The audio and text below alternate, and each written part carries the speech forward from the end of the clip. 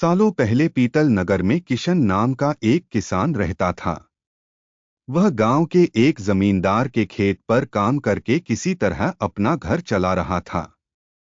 पहले किशन के भी खेत थे, लेकिन उसके पिता के बीमार होने के कारण उसे अपने सारे खेत बेचने पड़े। मजदूरी में मिलने वाले पैसों से पिता का इलाज कराना और घर का खर्च चलाना मुश्किल हो रहा था। वो हर दिन सोचता कि कैसे घर की स्थिति को बेहतर किया जाए। आज भी इसी सोच के साथ किशन सुबह सुबह जमींदार के खेत पर काम करने के लिए निकला। खुदाई करते समय उसकी कुदाल किसी धातु से टकराई और तेज आवाज हुई। किशन के मन में हुआ कि आखिर ऐसा क्या है यहाँ।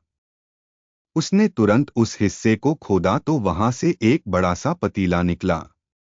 पतीला देखकर किशन दुखी हो गया।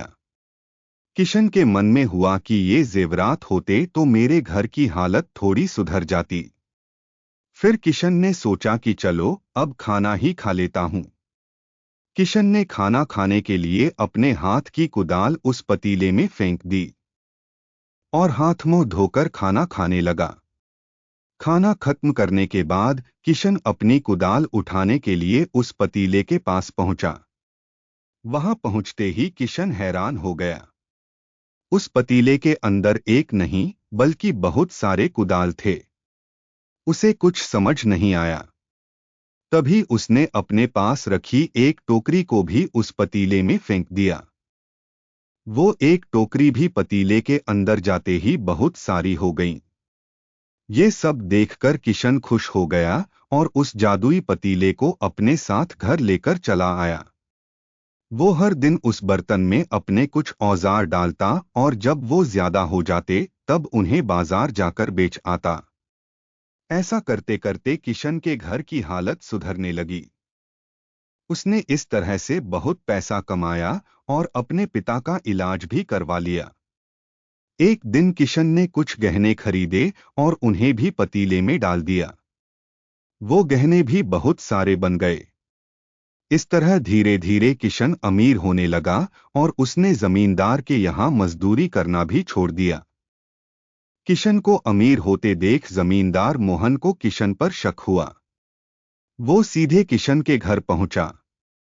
वहां जाकर उसे जादुई पतीले के बारे में पता चला। उसने किशन से पूछा, तुमने यह पतीला कब और किसके घर से चुराया? डरी हुई आवाज में किशन बोला, साहब, ये पतीला मुझे खेत में खुदाई के समय मिला था। मैंने किसी के घर चोरी नहीं की है। खेत में खुदाई की बात सुनते ही जमींदार ने कहा, यह पतीला जब मेरे खेत से मिला तो यह मेरा हुआ। किशन ने जादुई पतीला ना लेकर जाने की बहुत मिन्नतें की, लेकिन जमींदार मोहन ने उसकी एक नहीं सुनी। वो जबरदस्ती अपने साथ वो जादुई पतीला लेकर चला गया। जमींदार ने भी किशन की ही तरह उसमें सामान डालकर उन्हें बढ़ाना शुरू किया। एक दिन जमींदार ने अपने घर में मौजूद सारे गहने एक एक करके उस पतीले में डाल दिए और रातों रात बहुत अमीर हो गया। एकदम से जमींदार के अमीर होने की खबर पीतल नगर के राजा तक पहुंच गई।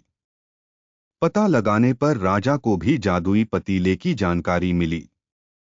फिर क्या था, राजा ने तुरंत अपने लोगों को भेजकर जमींदार के यहाँ से वो पतीला राजमहल मंगवा लिया। राजमहल में उस जादुई पतीले के पहुंचते ही राजा ने अपने आसपास मौजूद सामान को उसमें डालना शुरू दिया। सामान को बढ़ता देखकर राजा दंग रह गया। देखते ही देखते उस पतीले से बहुत सारे राजा निकल आए। पतीले से निकला हर राजा बोलता, मैं पीतल नगर का असली राजा हूं, तुम्हें तो इस जादुई पतीले ने बनाया है। ऐसा होते होते सारे राजा आपस में लड़ने लगे और लड़कर मर गए। लड़ाई के दौरान वो जादुई पतीला भी टूट गया। जादुई पतीले के कारण राजमहल में हुई इस भयानक लड़ाई के बारे में नगर में सबको पता चल गया। इस बात की जानकारी मिलते ही मजदूर किशन और जमींदार मोहन ने सोचा, अच्छा हुआ कि हमने उस जादुई पतीले का इस्तेमाल सही से किया। उस राजा ने अपनी मूर्खता के कारण अपनी जान ही खो दी।